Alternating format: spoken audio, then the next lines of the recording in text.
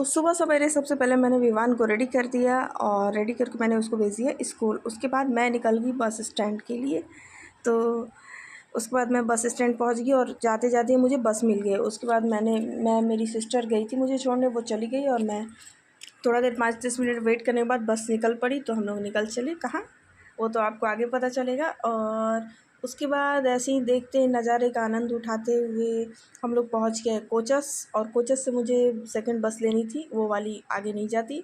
तो फिर मैंने कोचस से पकड़ी अपनी दूसरी बस और वहाँ से हम लोग निकल गए आगे ऐसे ही। और मौसम अच्छा हो गया था, बादल बारिश हो रही थी। फिर मैं पहुंच गई अपने डेस्टिनेशन पे और मैं वहाँ किसी का वेट कर रही थी। और ये मैंने धूल की वजह से मुँह ढक लिया और ये देखिए कौन आया है, प्रभु।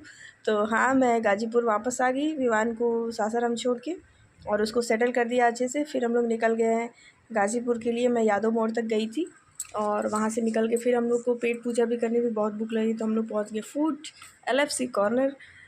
तो वहाँ पे जाके हम लोगों ने थोड़ी सी पेट पूजा की और प्रभु की खुश चेहरे की चमक आप देख के समझ ही गए होंगे कितने खुश है ये।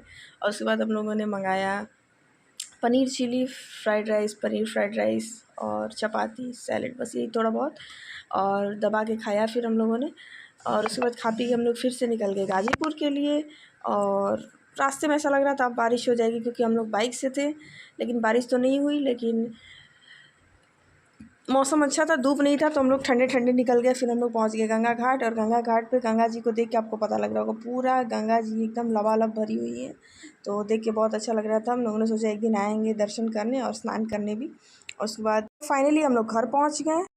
सो अभी मैं नहा के रेडी हो गई हूँ थोड़ा सा, और घर की हालत क्या हुई मैं आप लोगों को दिखाती हूँ। सो ये देखिए घर की हालत कुछ इस प्रकार हुई है। सारा सामान इधर उधर बिखरा पड़ा है। विवान के पापा ने एकदम गर्दा मचा दिया है। इधर ये देखिए क्या हुआ पड़ा है, ये देखिए। तो पौधे भी मेरे सारे सूख गए हैं क्योंकि इसमें पानी इनको डालने को याद नहीं रहता। एक तो ये देखिए ये कुछ पीले हो गए हैं। ये एक मैं कुछ को पानी दे के गई थी तो ये अभी थोड़े मतलब सही है कुछ हद तक। और ये जो है ये एकदम डैमेज हो गया है। कुछ तो बाहर भी मैंने लगाए थे वो एकदम सूख गए। तीन लोगों को पहले थोड़ा रिपेयर करना पड़ेगा, देखते हैं क्या कर सकते हैं। कुछ पौधे ना मैं मम्मी के यहाँ से लेके आई हूँ क्योंकि अभी क्या है ना रेनी सीज़न है, तो इस टाइम में ना कटिंग वगैरह भी जैसे आप लगाओगे ना तो जल्दी ग्रो कर जाते हैं। तो मैं कुछ कटिंग्स और कुछ रूट्स के साथ लेके आई हूँ, तो मैं उन्हें अब लगाने जा रही हूँ। तो आप लोगों को दिखाती हूँ। कुछ कटिंग्स है और ये है, तो ये उसमें से एक ये है वंडरिंग जेड, ये मुझे बहुत ज़्यादा पसंद है। ये 9 o'clock 10 o'clock है। और ये है नोनी का साग, जो कि जुतिया अभी हमारा फेस्टिवल आएगा उसमें ये बहुत ज़रूरी होता है। झींगी और नोनी का साग खाते हैं हम लोग। और ये है सॉन्ग ऑफ इंडिया, तो इसका कटिंग है मेरे पास, अभी देखते हैं ये लगता है कि नहीं। और ये दो तुलसी माता के ये है, इनको लगा के देखते हैं। तो इसको ये जो वंडरिंग जेड है मैं इसको इसमें करूँगी। इसका स्नेक मैंने निकाल दिया क्योंकि उसका जो रूट था ना एकदम से डैमेज हो चुका था। मैं सोच रही हूँ इसको इसमें लगा दूँ। तो चलिए इसको लगाते हैं। तो थकान तो मुझे लग रही थी, लेकिन मैंने सोचा पहले मैं इन सबको इनका जगह पकड़ा देती हूँ, इन सबको लगा देती हूँ। क्योंकि कुछ मैं रूट्स के साथ लेके आई थी ना, तो जैसे मैं रूट्स के साथ जो नहीं थे जिनका कटिंग लेके आई थी उनको पानी में डाल के मैं थोड़ा देर मतलब उसको रख सकती थी। लेकिन मैंने सोचा जो रूट्स के साथ लाई हूँ उसको मैं क्या करूँ, तो मैंने सोचा चलो मैं क्योंकि लगा ही देती हूँ उसको, आखिर फिर बाद में लगाऊँ या शाम को लगाऊँगी, पता हो लगे कि नहीं लगे। तो मैंने सोचा चलो तुरंत लगा ही देते। तो मैंने इन सबको लगा दिया और जो कटिंग्स थे उनको मैंने थोड़ी देर पानी में डाल दिया क्योंकि मैं शाम को लगा दूँगी सोचा ऐसा। और जो रूट्स वाले थे उनको मैंने मिट्टी में एट ए टाइम लगा दिया।